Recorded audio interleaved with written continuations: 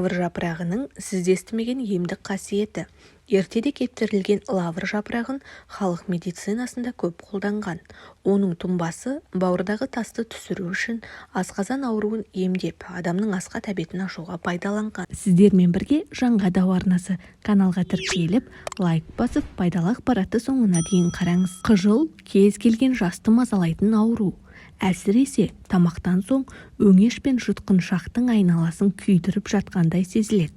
Оған қоса кекірік, көкірек айналасының ауруы, ауызға қышқыл дәмінің келуі байқалады. Тері ауруымен сырқаттанғанда лавр тұнбасын ішу керек, ал ревматизм мен буыны, бел ауыратындар осы тұнбаға сірке қышқылы мен бал қосып ішкен пайдалы дейді. Айта кетейік, лавр жапырағы субтропикалық климатта күн сәулесінен энергия алып өскендіктен адам ағзасына берер пайдасы көп. Диабет кезінде лавр жапырағының көмегімен қаныңыздағы қант мөлшерін төмендете аласыз. Ол үшін термосқа 10 жапырақ салып, 3 стакан қайнаған су құйыңыз. Тұнба 3 сағаттан кейін дайын болады. Бұл емдік сусынды күніне 3 рет, тамақ жерден жарты сағат бұрын ішіңіз. Емдеу курсы 2 апта. Арықтағыңыз келсе, 5-6 жапырақты ұсақтап турап, 1 стакан салқын су құйып, 1 түнге қалдырыңыз. Таңертең лавр суын 15 минуттай қайнатып, қақпақтың астында тағы 30 минут сақтаңыз. Қайнатпаны күніне 3 рет ішіңіз.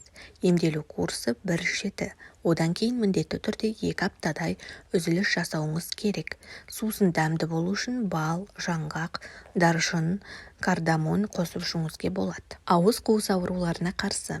Егер аузыңыздан жағымсыз иістер шықса, сіздің қызыл иегіңіз ісінсе, қан жел, стоматит секілді ауруларға ұшыраған болсаңыз, олардың алдын алу үшін тамақ арасында үзілісте лавр жапырағын шайнаңыз. Ұйқысыздыққа ұшырасаңыз, лавр жапырағының иісі дәрілік шүйгін шөптен кем тыныштандырмайды. Жастығыңыздың астына бірнеше лавр жапырағын салып жатсаңыз, жаңа туған нәрестедей ұйықтайсыз. Бұл әдіс балаларға да пайдалы.